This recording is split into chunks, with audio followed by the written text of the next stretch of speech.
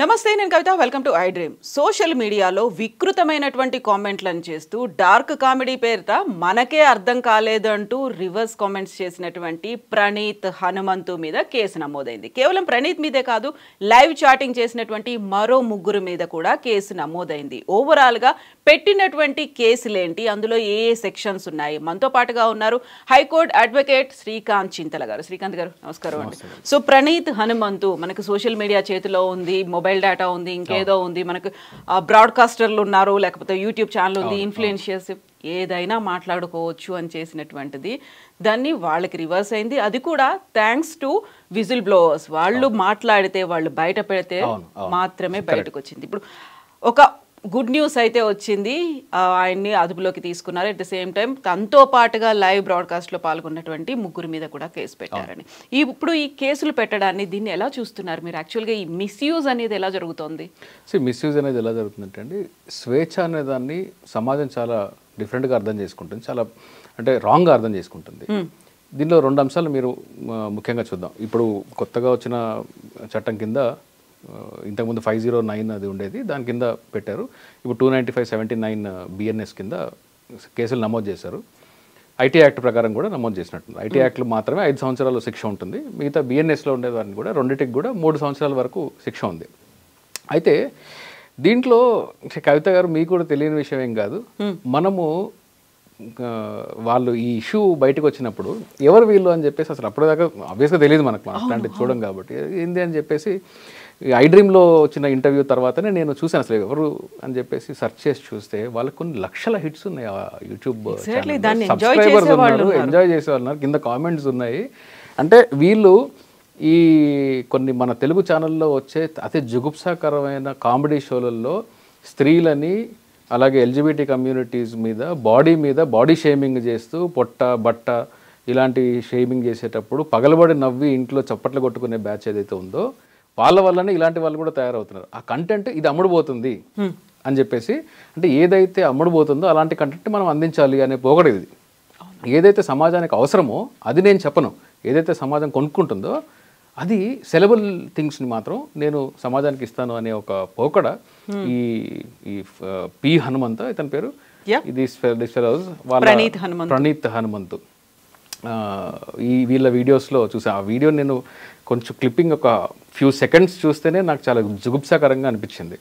వాళ్ళ 1-2 video interview జర్నలిస్టులు పెట్టిన వీడియోస్లోనే వాళ్ళ కామెంటరీ చూసిన దాంట్లో సినిమాల మీద వాళ్ళు చేసే కామెంట్లు అంటే డార్క్ కామెడీ పేరుతో చాలా జుగుప్సాకరంగా ఉంది. అది సమాజం దాన్ని యాక్సెప్ట్ చేసిందంటే నాకు చాలా ఆశ్చర్యంగా ఉంది.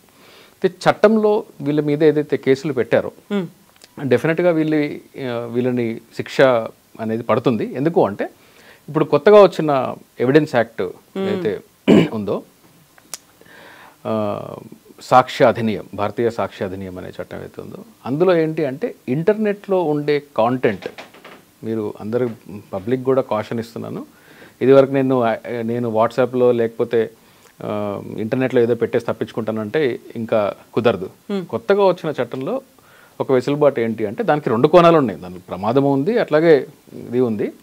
ఏంటి అంటే ఒక ఇంటర్నెట్లో వదిలిన ఒక ఇమేజ్ని కానీ వీడియో కానీ మెసేజ్ కానీ ఎలాంటి కంటెంట్ అయినా కానీ ఏ డివైస్లో వచ్చినా కానీ ఆ ప్రతి ఒక్క డివైస్లో ఉండే కంటెంట్ కూడా ఒరిజినల్ కంటెంట్గా పరిగణించబడుతుంది. సో మీ డివైస్లో జస్ట్ ఫార్వర్డ్ చేసాము అంటే కుదరదు. ఇంకా ఈవెన్ వాట్సాప్ కూడా. సో ఈ చైన్ ఆఫ్ ఈవెంట్స్ ఏదైతే ఉందో, ఇప్పుడు నేను మీకు పంపించాను, మీరు ఇంకోరు పంపించారు, కేసు 3వ వాడి మీద అయింది, మీ వాడి మీద కూడా అవ్వచ్చు, నా మీద కూడా అవ్వచ్చు. సో ఇప్పుడు కొత్తగా వచ్చిన చట్టం ప్రకారం ఏంటంటే వీళ్ళకి కన్విక్షన్ పడే ఛాన్స్, పర్టికులర్గా ఈ ఐటీ యాక్ట్ ప్రకారము కన్విక్షన్ పడే ఛాన్సెస్ అనేది వీళ్ళకి చాలా ఎక్కువగా ఉంది. కన్విక్షన్ రావాలని చెప్పేసి కోరుకుందాం.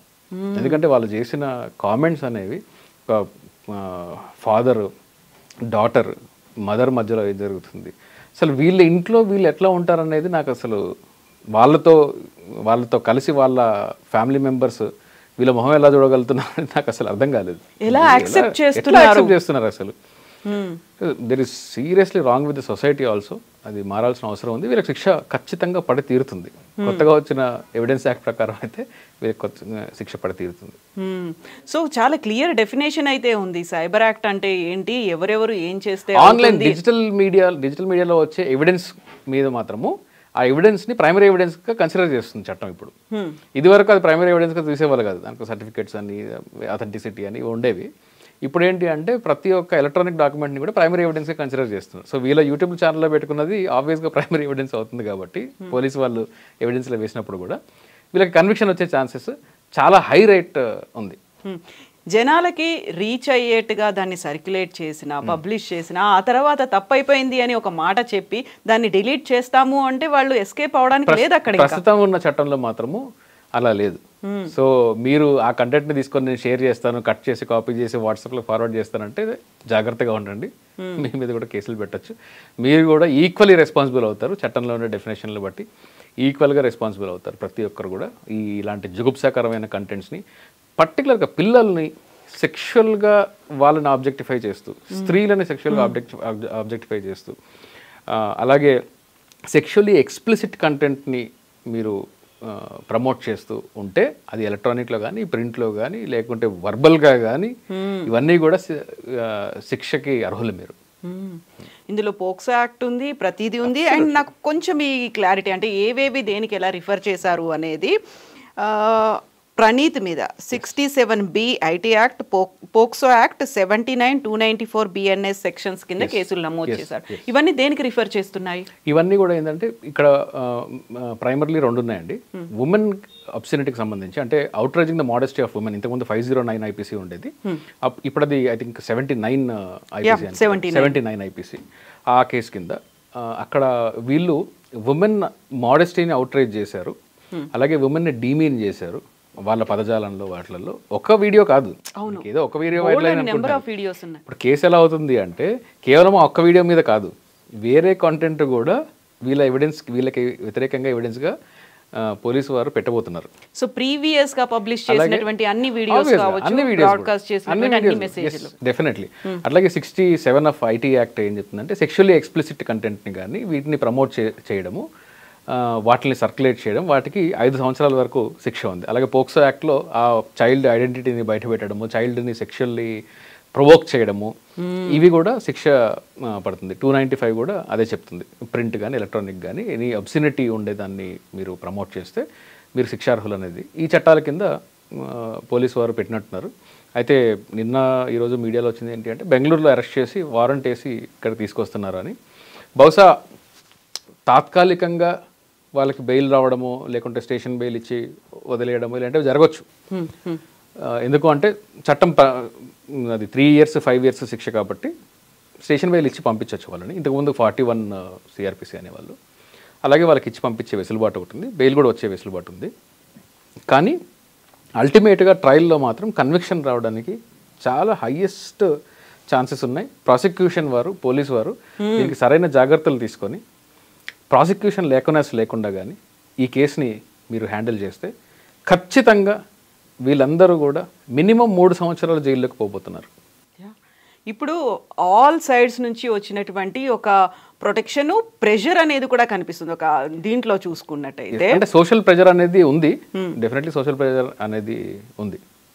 సోషల్ ప్రెషర్ ఉంది కాబట్టి ఇప్పుడు వీళ్ళు బయటపడడానికి ఛాన్సెస్ అయితే లేవు. అంటే సోషల్ ప్రెజర్, చట్టం మీద సోషల్ ప్రెజర్ ఏం పనిచేయదు. కాకపోతే అంత ఈజీగా యాక్సెప్ట్ చేయరు కదా, అలా ఎలా వదిలేశారు అనేది మాత్రం ఉంటుంది కదా. అంత ఈజీగా బయటకు వచ్చేస్తారా వాళ్ళు అనేది?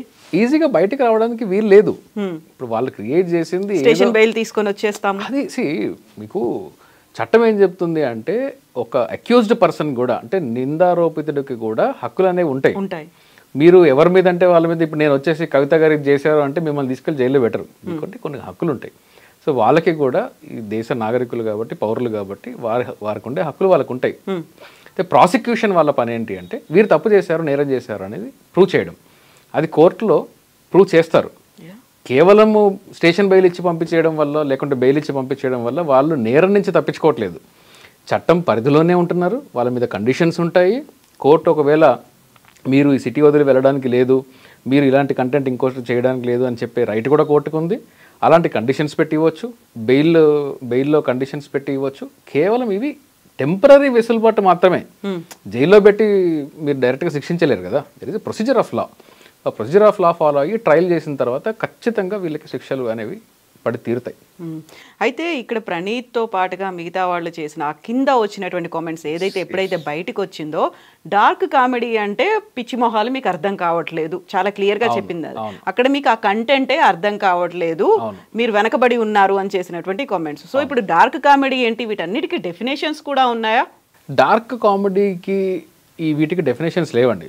ఇవి పబ్లిక్లో పెట్టుకున్న పేర్లే. What is dark comedy, white comedy అట్లాంటివి ఏం లేవు. కామెడీకి రేస్ ఏం లేదు. కామెడీ అనేది ఒక సమాజాన్ని కానీ లేకుంటే చట్టాన్ని వైలేట్ చేయనంత వరకు అది కామెడీగా పరిగణించబడుతుంది. నవ్వుకోవచ్చు, హాస్యాస్పదంగా ఉండొచ్చు.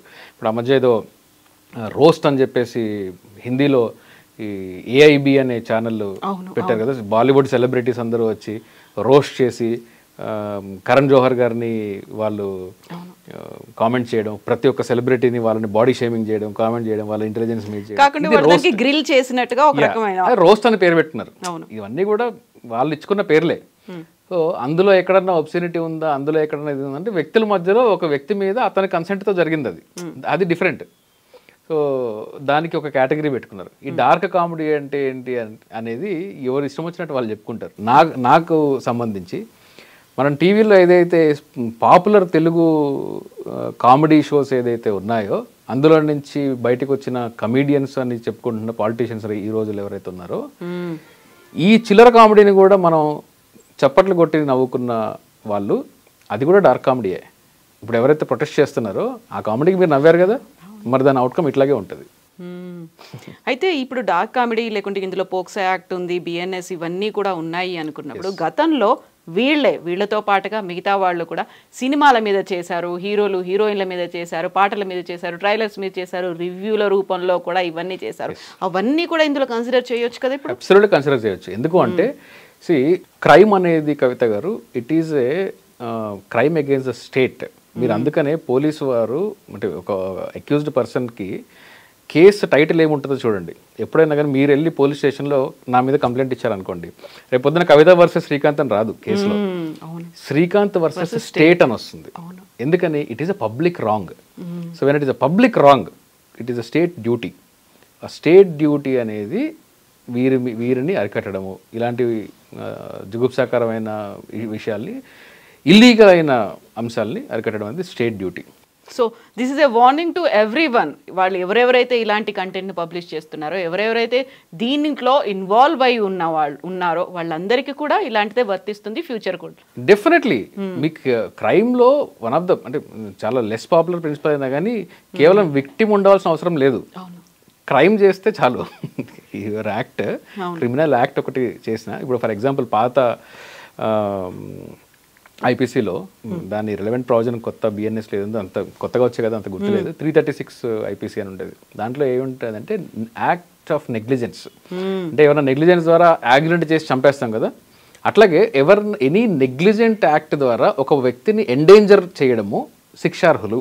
ఇప్పుడు ఫర్ ఎగ్జాంపుల్ నేను రోడ్డు మీద వెళ్తున్నాను, గవర్నమెంట్ ఒక పనిని సబ్ కాంట్రాక్టర్కి ఇచ్చింది. ఆ కాంట్రాక్టర్ ఏం చేస్తున్నాడంటే ఎటువంటి సేఫ్టీ లేకుండా పైన ఫ్లైఓవర్ ఎక్కి దాన్ని ఏదో క్లీనింగ్ చేస్తున్నాడు, పెయింటింగ్ చేస్తున్నాడు. దీనికి వాడికి దెబ్బ తగలాల్సిన అవసరం లేదు. You have endangered a person, కాబట్టి నేను గవర్నమెంట్ మీద కేసు వేయచ్చు. వెళ్ళి వాడు పడిపోయాడు, వాడికి ఏం జరగలేదు కదా, కేసు ఎక్కడ ఉంది అనడానికి వీల్లేదు. You have endangered. లా ఏం చెప్తుందంటే ఆ పర్టికులర్ సెక్షన్లో ఎవరన్నా ఒక వ్యక్తిని ఎండేంజర్ చేస్తే అది కూడా వాళ్ళు కూడా శిక్షార్హులు అని చెప్తుంది. అలాగే ఇది కూడా మీకు డెఫినేషన్స్ చదవండి. దానిలో ఒక వ్యక్తి ఉండాల్సిన అవసరం లేదు. వీడు ఒబ్సినిటీని ప్రమోట్ చేసి చైల్డ్ని సెక్షువల్గా ప్రమోట్ చేయడము, లేకుంటే వారికి వ్యతిరేకంగా వీళ్ళు కామెంట్స్ చేస్తున్నారు, లేకుంటే ఉమెన్కి సంబంధించిన వీళ్ళు సర్క్యులేట్ చేస్తున్నారు, సెక్షువల్ కంటెంట్ని వీళ్ళు సర్క్యులేట్ చేస్తున్నారు అంటే చాలు. అది ఎవరికి పంపించారు, దానివల్ల ఎవరు నష్టపోయారు అనేది material. So can we expect more Praneeth హనుమంతులు లాంటి వాళ్ళ మీద ఇలాంటి కేసులు అనేవి కంటిన్యూస్గా వస్తూనే ఉంటాయి. But we need to be vigilant. ఎవరెవరు ఏం చేస్తున్నారు, ఆ విక్టిమ్ మాత్రమే కేసు పెట్టాల్సిన అవసరం లేదు. చట్టం తన పని చేస్తుంది, కానీ సమాజంగా మనందరం కూడా మన బాధ్యత ఏంటంటే ఇలాంటి వాళ్ళందరినీ కూడా మనం ఎంకరేజ్ చేయకుండా, ఆ తెలుగు ఛానల్లో వచ్చే ఈ జుగుప్సాకరమైన కామెడీని మీరు ఎంజాయ్ చేసి టీఆర్పీలు పెంచకుండా మీరు ఒక కామెడీ అంటే హెల్దీ కామెడీని మాత్రం మీరు సబ్స్క్రైబ్ అవ్వండి. ఇట్లాంటి కంటెంట్ని మీరు ప్రోత్సహించడం వల్ల ఇలాంటి వాళ్ళు ఎంతోమంది ఇంకా రాబోతున్నారు. ఫ్రీ ఇంటర్నెట్ కంటెంట్ అనేది మనం ఉన్నాము పబ్లిక్ ప్లాట్ఫామ్లో, యూట్యూబ్లో. ప్రతి ఒక్కరు మొబైల్ ఫోన్ ఉన్న ప్రతి ఒక్కరు ఈ మధ్య జర్నలిస్టులే. మాకు జర్నలిస్ట్ అంటే ఒక గౌరవం ఉండేది. ఇప్పుడు యూట్యూబ్ ఒక జర్నలిస్ట్తో మాట్లాడాలి అంటే మేము అంటే వాళ్ళు ఏం అడుగుతారో, ఏం ప్రిపేర్ అవ్వాలో ఇంత ఉండేది. ఇప్పుడు ఎట్లా అయిపోయిందంటే ఒక మొబైల్ ఫోన్ పట్టుకొని వచ్చి, ఒక స్టాండ్ పట్టుకొని వచ్చి నేను జర్నలిస్ట్ అని చెప్పుకుంటున్నాను. సో మనం కంటెంట్ అనేది ఇట్లా ఫ్రీ కంటెంట్ రాబోతుంది. ఇలాంటి హనుమంతులు వీళ్ళందరూ only I will take it as a sample only. వీళ్ళ ఒక స్పెసిమెన్ అంతే. మనకు ఈ రోజు ఉన్న స్పెసిమెన్ ఇప్పుడు చూసి ఎంతమంది వాళ్ళ యూట్యూబ్ ఛానల్లో డిజేబుల్ చేసుకున్నారో కూడా మనకు తెలియదు. So you don't by the content, మీరు దాన్ని ప్రోత్సహించకండి. అట్లీస్ట్ మన వంతు సహాయంగా చట్టం తన పని తను చేస్తుంది. ఎస్ అండి, thank you so much Srikanth గారు. ఇది కేవలం ఎంటర్టైన్మెంటో ఎంజాయ్మెంటో మాత్రమే కాదు, ఒక క్రిమినల్ అఫెన్స్గా ఉంది. కాబట్టి we need to be very careful and కాషియస్గా కూడా ఉండాల్సినటువంటి అవసరం. Definitely. Thank you so much అండి. Thank you.